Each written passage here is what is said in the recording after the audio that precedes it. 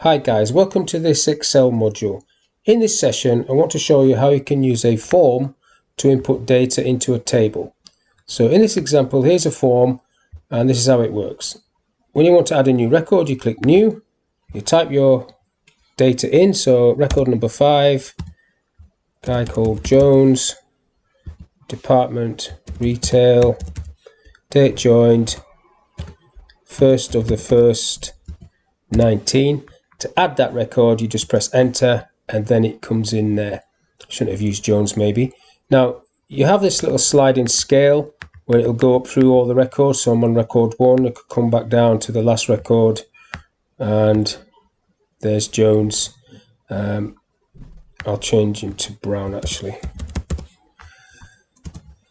Now that's the navigation for each of the records. So you can go down them one at a time, or you can do what I just did there, just slide it up and down. You've also got some criteria tools. If I click on criteria, and let's say I want to find everybody who's in the sales department, I can click on sales and then find previous. There's the first record anyhow, so he's in sales, and then I can go next, Brown, and there aren't any more. So it says at the top there's 2 of 5.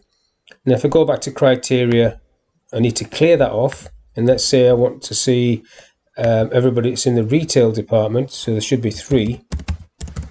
Retail, I'll find next. So it depends when you say find next, whereabouts you are to start with. So if I find next, the Smith, it says 3 of 5. Go next. Jones, go next. Brown. So they are the next 3 down. So previous, so 3, 4, 5, record 3, 4, 5 are those 3 people. Then if I click on criteria and clear that, that will clear that back, and then you've got the button there to toggle back to form, and that gives you all the information. So that's how you use the form. How you set it up is like this. If I just close this off, get myself a blank sheet so you can see. First of all, you need to get the form button at the top there from the ribbon. So if I drop this arrow down, I'll show you where that is. Go into more commands and then selecting commands not in the ribbon, and then selecting F for form, scrolling down until you find form, click on form and then add it across. Now I've already added that across so you can see it's there already. Then you just click OK to that, and then you've got the form at the top. Now when you click that, nothing will happen because there's no data here. So the step you need to do is type your table out. So ID, name, department and date, and then I'm just going to give it one record. So my name, Saxton, department, sales, and date 1st of the 1st 19. Now you do need to format this as a table for this to work. So on the home tab you've got format as table, and you can pick any of these options really. I'm just going to pick the top one.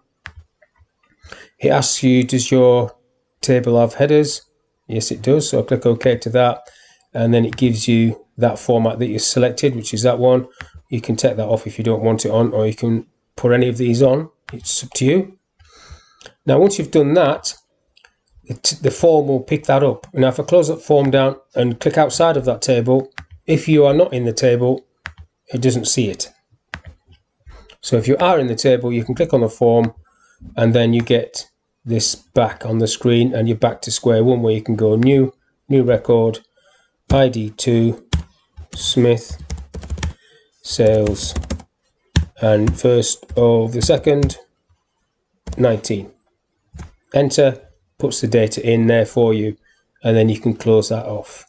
So that's a very quick look at forms. Now this form feature has been around for a long time. It's nothing new, it's just been hidden away in options rather than on the ribbon, but it's just as useful as it used to be. I hope that was a useful video for you, and I'll see you on the next one. Thank you for your time.